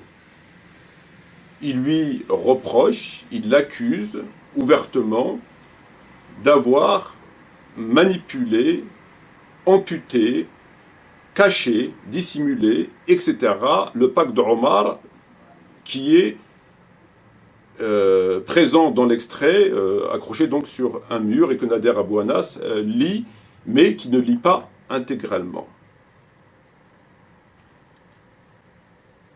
Ainsi, on nous dit que Nader Abou Anas, lorsqu'il a lu le pacte de Omar ibn Khattab, il conclut la lecture partielle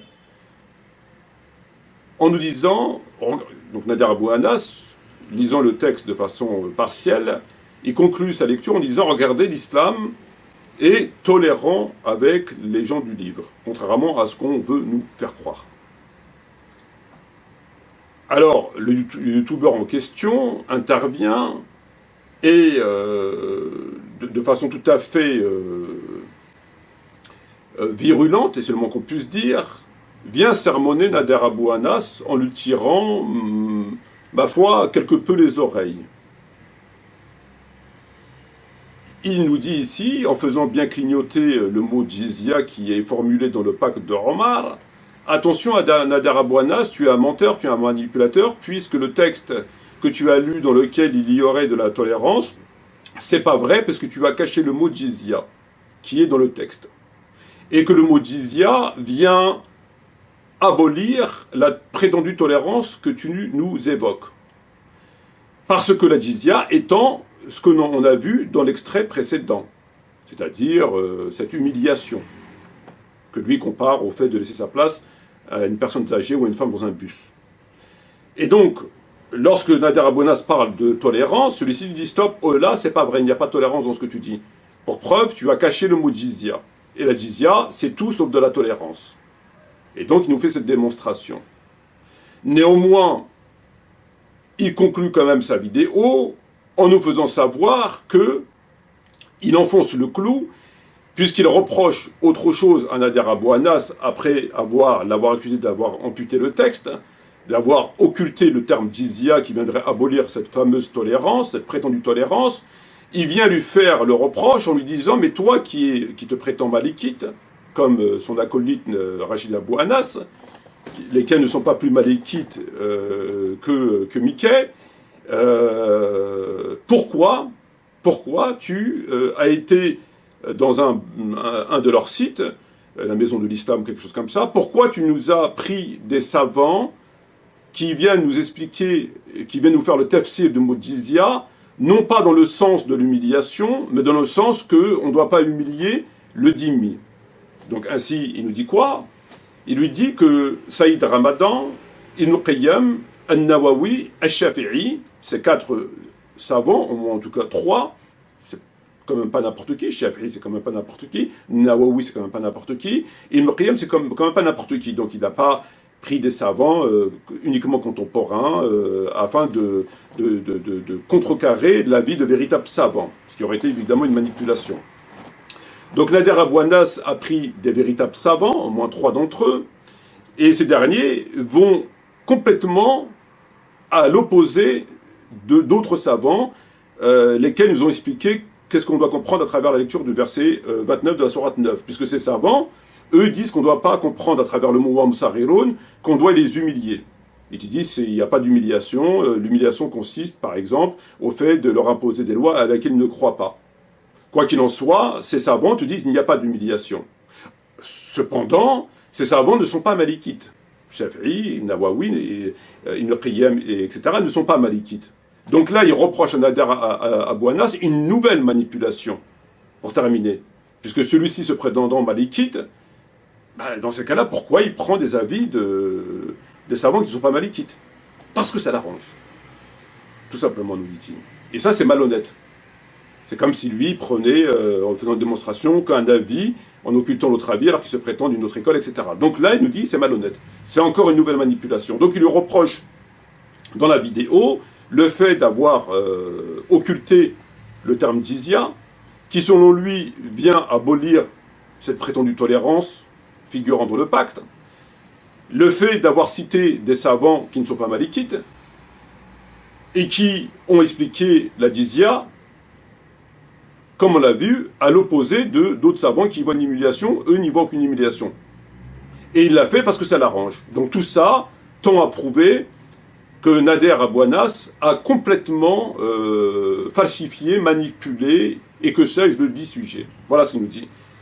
Alors c'est très intéressant, frères et sœurs, parce que il est quand même assez intéressant de se rendre compte que finalement, avec une personne qui ouvertement n'est pas de confession musulmane, qui, il y a quelques années encore de cela,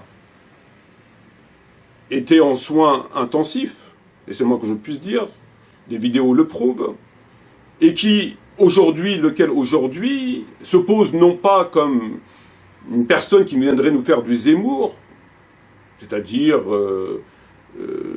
rappeler des vérités qu'un certain nombre de prédicateurs, en l'occurrence Tariq Ramadan, ont occultées. Vous savez, le discours de Zemmour qui consiste à nous expliquer que l'islam est politique, et que, etc., etc. Alors, à ce stade, ça peut se comprendre. Je veux dire, il n'y a pas besoin d'être théologien, érudit, à avoir plusieurs années d'études pour faire du Zemmour. Alors, si cet individu se contentait de faire évidemment du Zemmour, les prédicateurs du système n'avaient qu'à bien se tenir.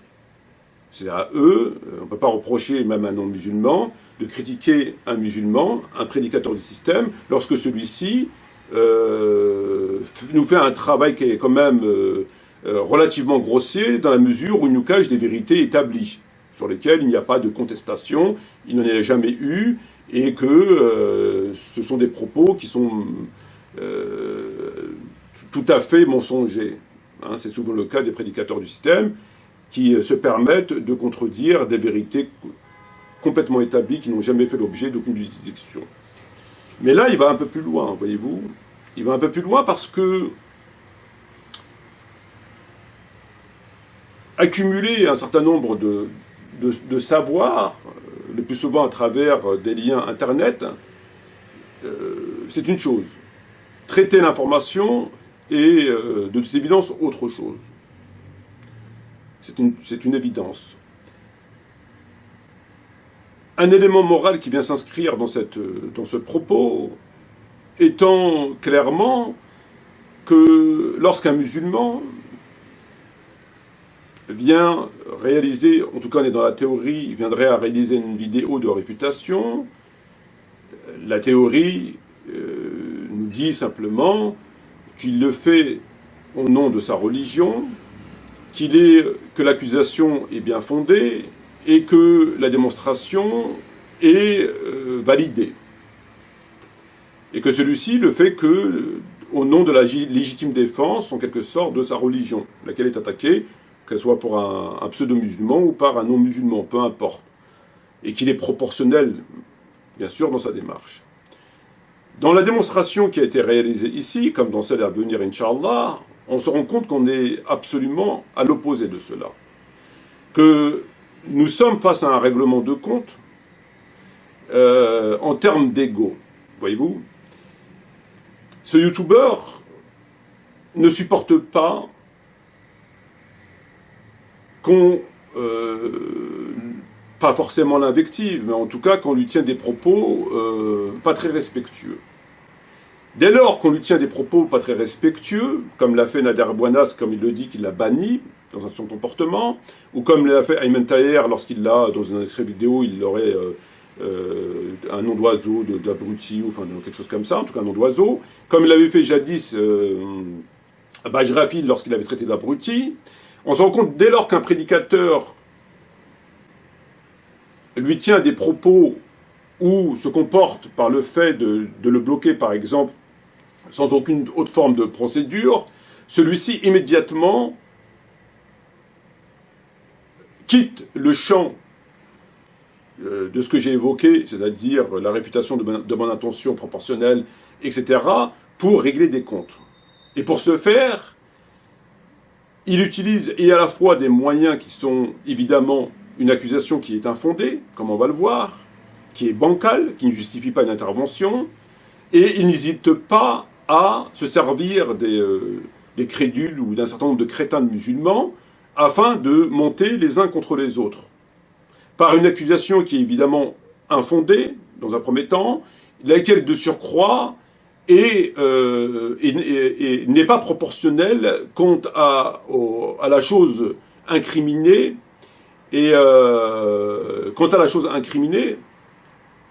et donc on est manifestement dans une volonté de régler des comptes personnels. Et pour ce faire, on utilise un certain nombre de méthodes qui n'ont rien à voir évidemment avec ni le Coran ni la Sunna, bien évidemment, afin de régler des comptes personnels, comme c'est le cas, dès lors qu'il n'a pas apprécié tel ou tel propos ou tel comportement. Et c'est le cas.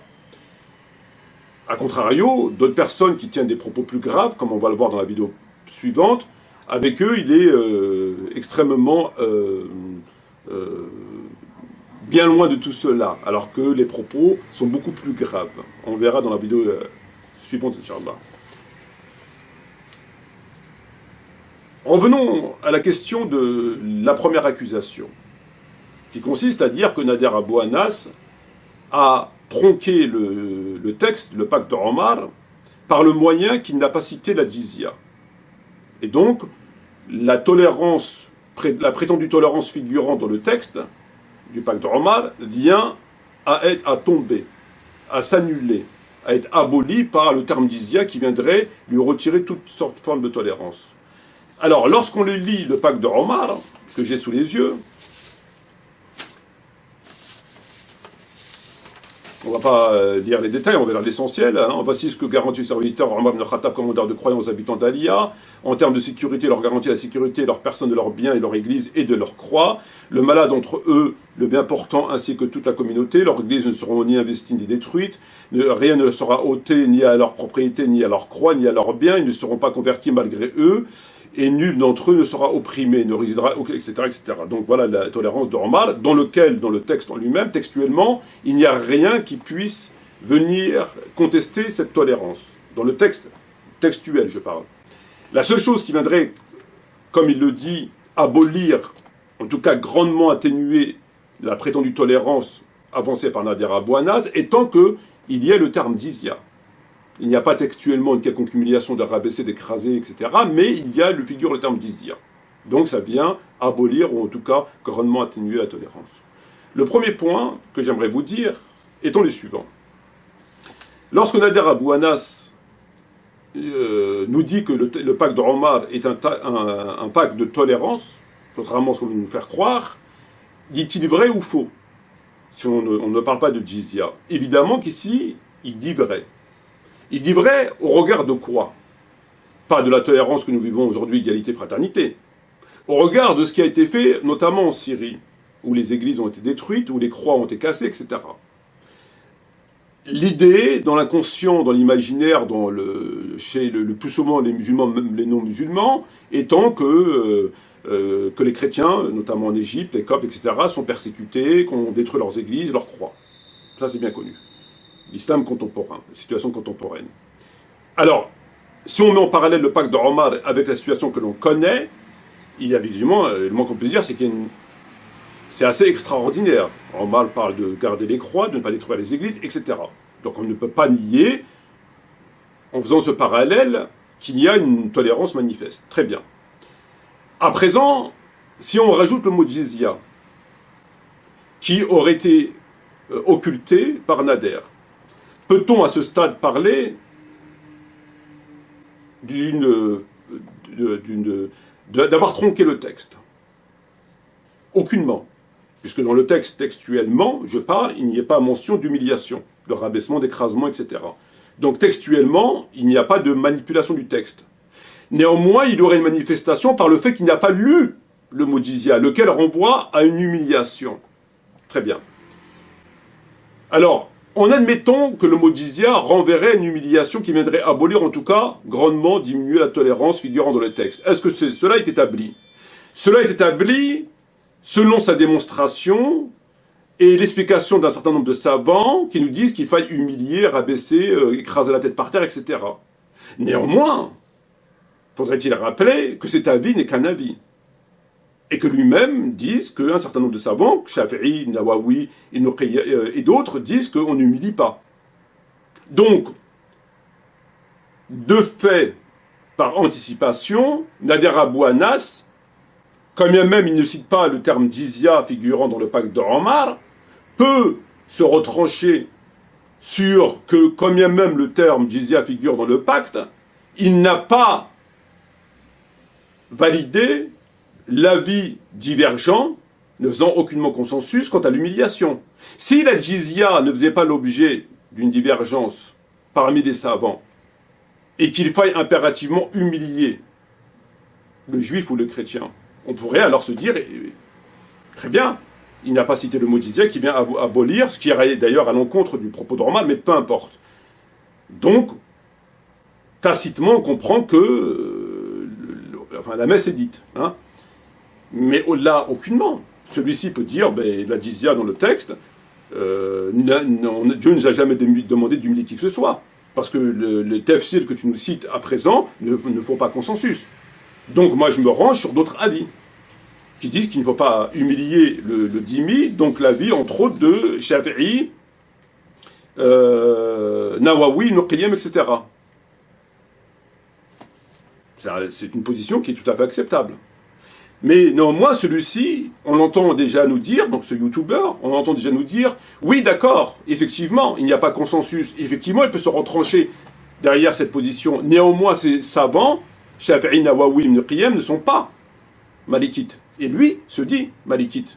Donc pourquoi prend-il les avis des malikites, des Shafi'i et d'autres personnes qui ne sont pas malikites? Ici, ça prouverait que son intervention est, à ce stade, polluée par le fait qu'il a bifurqué vers d'autres savants non malikites. Et donc, qu'il est de mauvaise foi. Très bien. Est-ce que cet argument tient? Cet argument ne tient évidemment pas.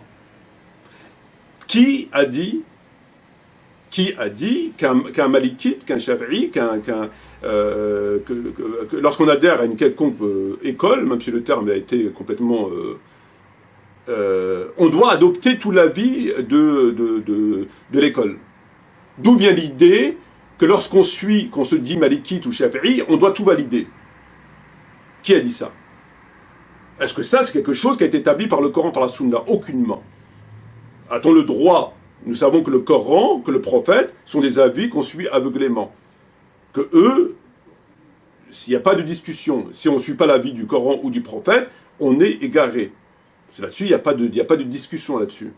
On ne peut pas contester. On ne peut pas dire, oh, le prophète a dit ça, mais je dois suivre l'avis de Ali ou Omar, etc. Ça n'existe pas. Dès lors que c'est établi que le prophète l'a dit, tu dois suivre. Si tu ne suis pas, tu es fautif. Mais en dehors d'Allah et du prophète, quand c'est un compagnon, un tabi'i, à plus forte raison, un savant, est-ce qu'on a le droit de suivre sur ce point plutôt l'avis de Omar que celui de Ali, ou de Ali plutôt que Omar, ou de Othman plutôt que Bilal? Est-ce qu'on a le droit? Évidemment que oui. Parce qu'ils ne sont pas infaillibles. Et que d'ailleurs eux-mêmes le font. Lorsque vous prenez le tafsir de Qurtubi par exemple, qui n'est pas malikite, qui est malikite me semble-t-il, et d'ailleurs dans tous les tafsirs, il cite par exemple Qurtubi dans ce tafsir l'imam Shafi'i, en disant que la jizya pour Shafi'i consiste à la prendre uniquement auprès des gens du livre. Donc là je n'ai pas pris le livre, je l'avais avec moi hier mais je ne l'ai pas pris aujourd'hui, vous pouvez le vérifier par vous-même. Le plus souvent les savants citent le point de vue d'autres savants. Ça ne veut pas dire forcément qu'il est valide. Ça veut dire simplement que s'il les cite, c'est qu'ils sont respectables. On ne va pas citer l'avis d'un égaré ou de quelqu'un qui est d'emblée, de fait, dans l'erreur. Donc l'idée qui consiste à dire, quand tu es maliki, tu dois prendre toucher maliki, Shafi'i, tu dois prendre toucher, ça n'existe pas. Ça n'existe pas. Ou alors, c'est carrément du shirk. Ça veut dire que l'imam Malik ne se trompe jamais. Tu peux le suivre aveuglément. Tu le mets au même niveau que le Nabi, Mohammed alayhi salatu wassalam. Ils sont pareils, les deux. Eux-mêmes, vous prenez l'exemple des Tarawih, par exemple, une partie des Hanafites ne faisait pas Tarawih, alors que Abu Hanifa n'était pas contre Tarawih. Et des exemples comme ça, vous pouvez les illustrer, pour ainsi dire, à l'envie. Donc lorsque Nader Abou Anas prend chez d'autres savants pour aller dans le sens de la tolérance et non pas de l'humiliation, et que celui-ci vient lui faire le reproche, c'est un reproche, là encore, il a le droit. Alors, on se doute bien que parce que, évidemment, ça va de sa façon de voir les choses, puisque c'est un prédicateur du système. Donc on verrait mal un prédicateur du système nous dire le dhimmi, il faut l'écraser la tête par terre. Ça va à l'encontre de l'image du prédicateur. Mais néanmoins, la démarche est légale. C'est pas comme une démarche qui serait illégale par le moyen de la manipulation ou la dissimulation. Démarche légale. Juridiquement parlant, cette démarche elle est légale. D'autres savants l'ont fait. Je me dis Shafi'i, par exemple. Est-ce que je vais valider l'avis de l'imam Shafi'i qui dit qu'on peut se marier avec sa fille? Shafi'i a dit qu'on pouvait se marier avec sa propre fille et avoir des enfants avec elle. Parce qu'il a considéré qu'un homme qui a une relation sexuelle avec une femme en dehors du mariage, il a une relation sexuelle en dehors du mariage, et qu'il a une fille, c'est pas sa fille. Il peut l'épouser. C'est un avis de l'imam Shafi'i. Il peut l'épouser parce que sa fille, elle n'est pas issue d'un mariage légal. Donc c'est pas sa fille. Est-ce que moi, si je suis Shafi'i, j'ai le droit de me marier avec ma propre fille? Au nom du fait que j'ai eu... C'est hallucinant. Et pourtant, c'est un avis de l'imam Shafi'i. Lorsqu'il dit qu'il explique le verset toucher, lorsque vous renez des toilettes, il explique par le fait de toucher, non pas un rapport sexuel, mais toucher même la main, c'est complètement hallucinant. Complètement hallucinant. Et c'est corrigé par le grand nombre de savants qui disent mais non, toucher ici c'est un rapport sexuel, c'est pas toucher la main. Etc. etc. Donc la plupart des chafi'ites sont évidemment, de toute évidence, désavoués de cet avis qui nous dit tu peux te marier avec ta fille dès lors que tu l'as payé dans le cadre légal. Donc tout ça, c'est établi que ça vient de lui, ou des gens comme lui. Mais c'est pas un argument légal. Tu as le droit, et c'est ce qu'il a fait. Donc sa démonstration, son accusation qui consiste à dire qu'il a tronqué le texte, il ne l'a pas tronqué le texte, parce que dans le texte il n'y a pas d'intolérance, textuellement. Il y aurait de l'intolérance par le moyen de la jizya, néanmoins le moyen de la jizya, et il ne fait pas consensus. Et que il a pris l'avis d'autres savants comme Malikite, il a le droit. Il a le droit. Donc son accusation est évidemment infondée.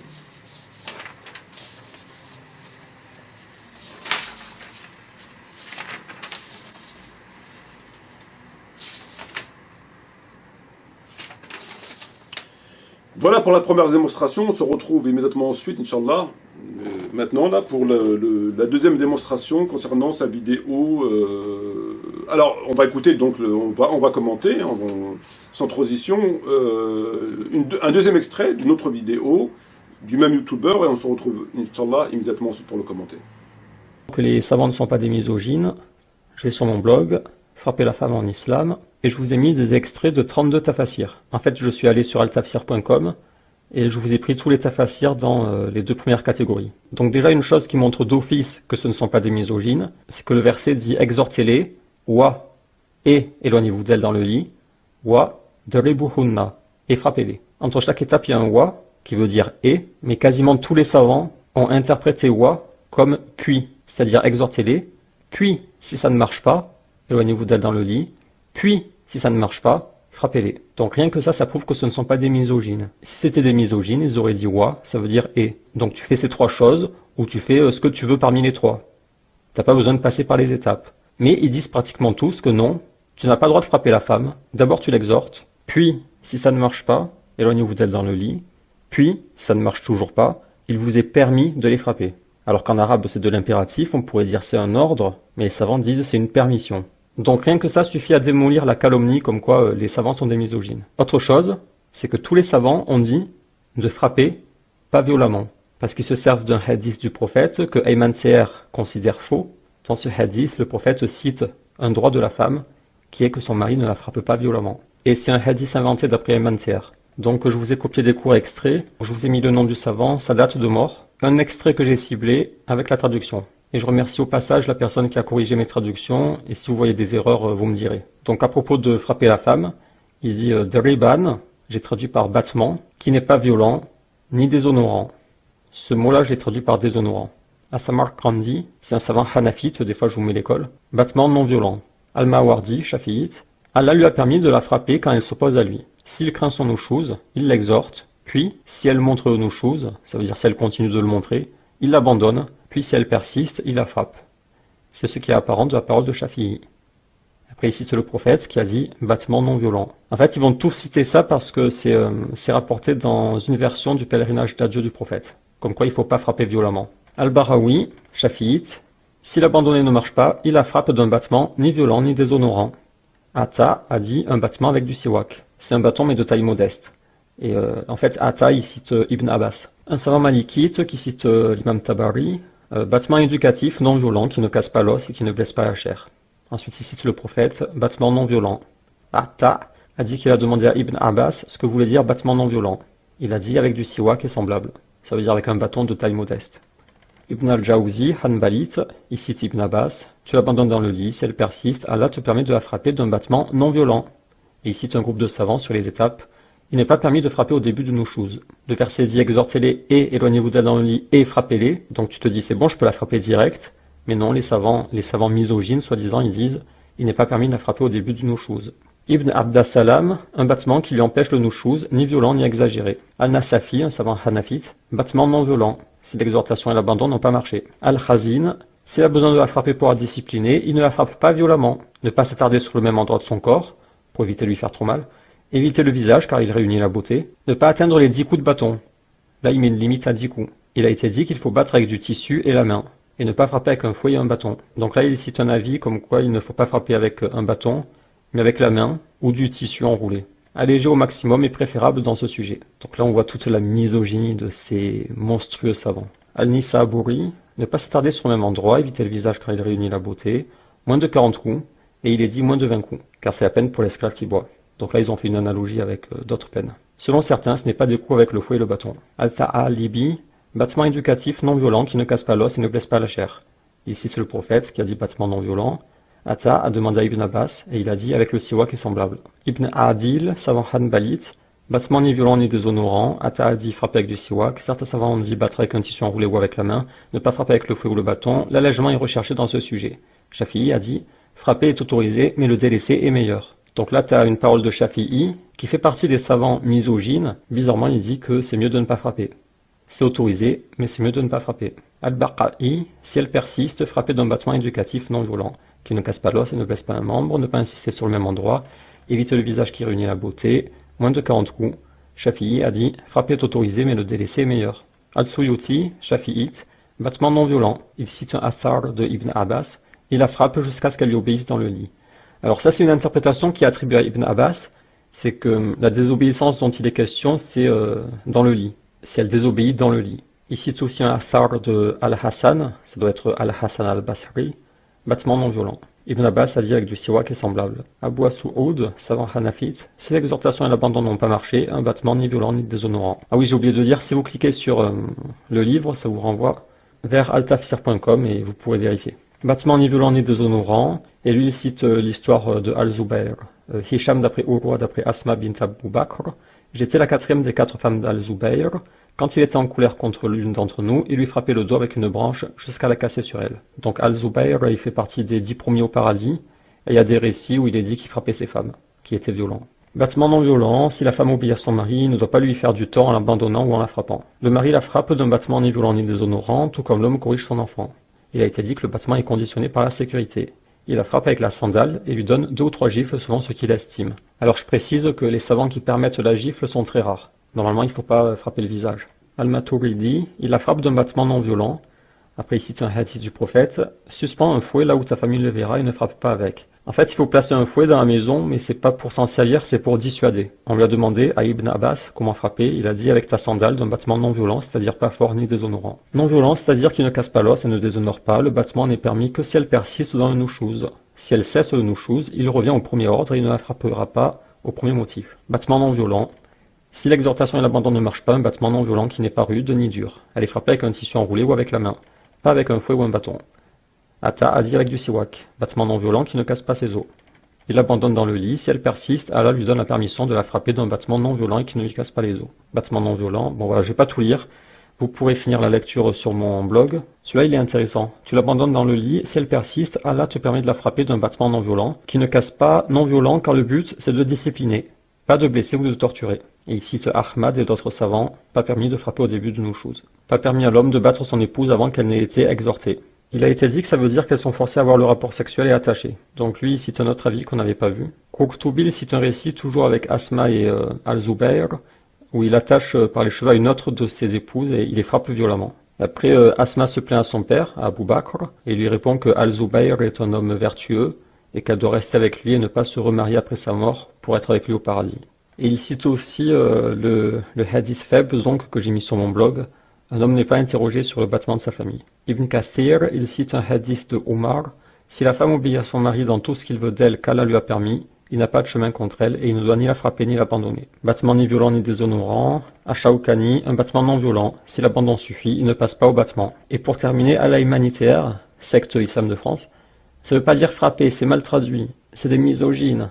En fait, ça veut dire s'éloigner de la femme, lol. Enfin, si vous êtes intéressé pour vous détendre avec moi sur une île paradisiaque, les inscriptions sont ouvertes. 1750 € par personne. Nous acceptons les femmes sans mahram. Abonnez-vous. Oui, parce que bien sûr, il explique aux musulmanes qu'elles peuvent voyager sans mahram. Il se permet de faire ses fatwas. Le type, il fait ses fatwas qu'il arrange pour ramasser un max de fric. Donc voilà, vidéo terminée. Elle aura été plus longue que prévu. On reviendra sur le cas Eman Seher plus tard, parce qu'il y a vraiment beaucoup à dire. En espérant bien sûr qu'il se réforme, qu'il supprime ses vidéos et qu'il annonce qu'il est allé au-delà de ses fonctions, que c'est juste un gamin, il n'a pas à faire ses fatwas, il n'a pas à insulter les savants, il n'a pas à ramasser autant de fric. Pourquoi tant de fric? Je propose encore une remise, une réduction. Moins de 50 € pour 20 € seulement. 50% de réduction pour moins de 50 € à un prix promotionnel, elles sont à 99 €. Et les fausses promos là, ça se fait pas. Réforme-toi Iman, fais un djihad an-nafs. Tout ce que je peux te conseiller, c'est un djihad an-nafs. Délaisse YouTube, isole-toi un petit moment et médite sur ce que tu fais. Médite sur mes vidéos, médite sur tout ce que j'ai dit, médite sur tes méthodes et réforme-toi. Alors ici, nous avons écouté, frères et sœurs, dans cette vidéo, cet extrait qui a été prélevé dans une vidéo qui a pour titre Caroline Forrest, plus forte que Bukhari, d'après Ayman Taher, donc un autre prédicateur du système. Celui-ci, encore une fois, est sorti du cadre il règle ses comptes, c'est clair. Et pour ce faire, il a besoin d'arguments solides pour démolir son adversaire qui lui a manqué de respect. Et pour ce faire, il a besoin d'arguments solides et un maximum d'arguments pour justement prouver qu'il a raison et et rabaisser, humilier, puisque apparemment chez lui, écraser la tête d'un type par terre, lui mettre ton pied sur la nuque, etc. Pour lui, il vous dit c'est pas de l'humiliation. Il vous a dit non, c'est pas de l'humiliation. Lui, il prend le bus, il laisse la place, donc c'est pas voilà. Donc ce qu'il fait pour lui, c'est normal. Alors à contrario, l'autre quand il lui dit, il le traite d'imbécile, etc. Pour lui, là carrément, c'est inacceptable. C'est quand même paradoxal. Donc être qualifié d'imbécile ou d'abruti ou de dégénéré est à ses yeux extrêmement grave, au point où il s'acharne sur des personnes, mais écraser la tête de quelqu'un par terre et l'acculer, enfin voilà, pour lui non, il vous dit non, ça ne fait pas plaisir, mais moi je laisse ma place, bon, pourquoi pas. Alors ici, il s'agit d'une vidéo qui a pour but de montrer encore une fois le mensonge des prédicateurs du système, etc., etc., et dans le sujet de l'égalité homme-femme. Plus précisément concernant la misogynie. Voyez-vous? Alors dans l'extrait qu'on a pris, il nous dit quoi? Je passe tout le reste. Il nous dit simplement que les savants musulmans, lorsque Ayman Taher les accuse de misogynie, c'est faux. Les savants musulmans ne sont pas misogynes. Et il en veut pour preuve 37 tafsirs. 32 tafsirs, pardon. 32 tafsirs. Et dans les 32 tafsirs, il nous fait l'explication suivante. Il dit, voyez-vous, regardez, lorsque le Coran, dans la sourate 4 An-Nisa, verset 34, vous dit que lorsque votre femme a une chose et vous devez sanctionner par le moyen de parler avec elle, si ça ne fonctionne pas, le moyen de vous éloigner du lit, si ça ne fonctionne pas, de taper. Et entre ces trois étapes, il y a le wa, il y a le wa, il y a le wa. Wa, wa, wa. Il dit, voyez-vous, frères et sœurs, copains, copines, si les savants étaient misogynes, ils n'auraient pas compris le verset comme ça, c'est-à-dire crescendo. D'abord, vous parlez avec votre femme, si ça marche, tant mieux, si ça ne marche pas, vous devez aller crescendo par le moyen de vous éloigner du lit. Si ça marche, ça revient à la raison, tant mieux, ça ne revient pas, et là, vous allez au coup. Donc c'est des sanctions crescendo, voyez-vous. Il dit que si les savants étaient misogynes, ils n'auraient pas dit wa wa wa en ce sens. Ils auraient dit directement d'appliquer les 3 sanctions. C'est ce qu'il nous dit. Mot pour mot, c'est ce qu'il nous dit.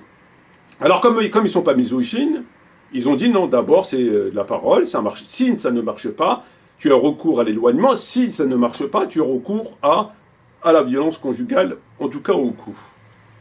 Donc c'est pour montrer que dans ces 32 tafsirs, les savants ne sont pas misogynes, contrairement à ce qu'aurait dit Ayman Taher. C'est une preuve. Alors là, c'est carrément, c'est évidemment abyssal en termes de stupidité, puisque, évidemment que les savants, s'ils ont dit qu'on devait aller crescendo, donc appliquer sanction après sanction en cas de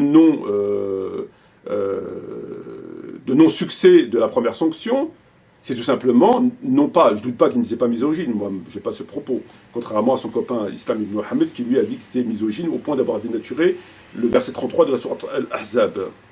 Warqadina fi buyutikunna, etc. Il dit qu'ils ont été, on en parlera dans 2 secondes. Mais là, ici, la démonstration, moi je ne doute pas qu'ils n'étaient pas misogynes, mais la démonstration est quand même farfelue. Parce que les savants, c'est pas une preuve qu'ils n'ont pas pu. C'est pas une preuve qu'ils ne sont pas misogynes, le fait d'avoir expliqué ça comme ça, c'est qu'ils n'avaient pas le choix. S'ils auraient expliqué le verset en disant tu appliques les 3 sanctions, ou tu appliques les 2 en même temps, ou tu fais comme tu veux, tu choisis, c'est pas sérieux, on peut pas. C'est tout simplement pas possible. Un savant digne de ce nom ne peut pas te dire Dieu t'a dit ça, ça et ça, mais tu peux les appliquer les 3 en même temps. C'est-à-dire tu lui parles, tu t'éloignes du lit, puis tu la tapes. Ou tu commences par taper. Ou tu commences... Pas possible. C'est pas possible. Ça, il n'y a que les prédicateurs du système et leurs semblables qui peuvent dire Donc ici, ce ne sont pas les savants. Ce n'est pas une preuve de la non-misogynie des savants. C'est qu'ils sont face à une évidence et qu'ils sont obligés d'expliquer comme ça. Donc c'est en rien une preuve. D'ailleurs, lorsque vous prenez le verset le verset 30, me semble-t-il, de la sourate Al-Anfal 8, Allah, dans le Coran, te dit quoi? Il te dit, et rappelle-toi le moment où les mécréants complotaient contre toi pour t'emprisonner, ou t'assassiner, ou te bannir. Ils complétèrent, mais Allah complote. Ici, est-ce que les savants peuvent dire ils complotaient contre toi pour t'emprisonner et t'assassiner et te bannir? Ils ne peuvent pas. C'est ou tu complotes pour l'emprisonner, ou tu complotes éventuellement pour l'assassiner, ou tu complotes éventuellement pour le bannir. Ça me semble évident. On ne peut pas comploter à l'encontre d'une tierce personne dans le but et à la fois de l'emprisonner, de le tuer, de le bannir. S'il a été banni, tu ne peux plus l'emprisonner, ou tu ne peux plus le tuer, puisqu'il a été banni. Donc c'est une des trois sanctions. Ils ne peuvent pas l'expliquer les trois en même temps. C'est-à-dire que dans la tête des polythéistes, ils avaient pour idée ou de le tuer, ou de le bannir, ou de l'emprisonner. Donc c'est ou. Sinon ça ne va pas. Est-ce qu'il y a un savant qui aurait pu expliquer qu'il voulait appliquer les trois sanctions? Impossible. C'est exactement la même chose avec le verset 34 de la sourate 4. Ils ne peuvent pas. Donc la démonstration qu'il a faite pour enfoncer celui qui va manquer de respect est encore une fois tout à fait fallacieuse, au même titre que vis-à-vis de Nadir Abou Anas, dans la mesure où ce n'est en rien une preuve de la non-misogynie, même si pour moi, évidemment, ils ne le sont pas. A contrario, son copain Islam ibn Ahmed, qui avait dit ouvertement que les savants avaient falsifié le verset 33 de la sourate Ahzab, qui à la base ne voulait pas dire et rester dans vos demeures, mais un autre terme, je ne m'en souviens plus tellement il était débile. Il nous a dit mot pour mot, Islam ibn Ahmed, que les savants ont falsifié le terme avec une fatha, une kasra, je ne m'en souviens plus très bien, et qui a changé tout le sens du mot, et qui disait non pas ce qu'avait dit Allah, mais ce que eux ont dit, à savoir aux femmes de rester dans leur demeure, parce qu'ils étaient misogynes, ils ne voulaient pas que les femmes sortent. Ça, il l'a dit, Islam ibn Ahmed. Et celui-ci est venu à son secours. Voyez-vous, la différence de traitement, c'est selon si on est copain ou pas copain. Selon. Alors les trois qui ont eu le malheur de le bannir, ou de l'insulter, ou de l'invectiver, ou de lui dire va te faire soigner, donc évidemment il en a manifestement besoin, ceux-là, il faut les massacrer. On n'est plus dans le cadre de quelque chose qui est agréé par Allah. D'ailleurs, comment Allah peut-il agréer des gens, par ailleurs, que, comme il nous dit, qui ont été Faratullah ala al-kafirin, inna Allah yuhibbu al-kafirin, etc. Alors,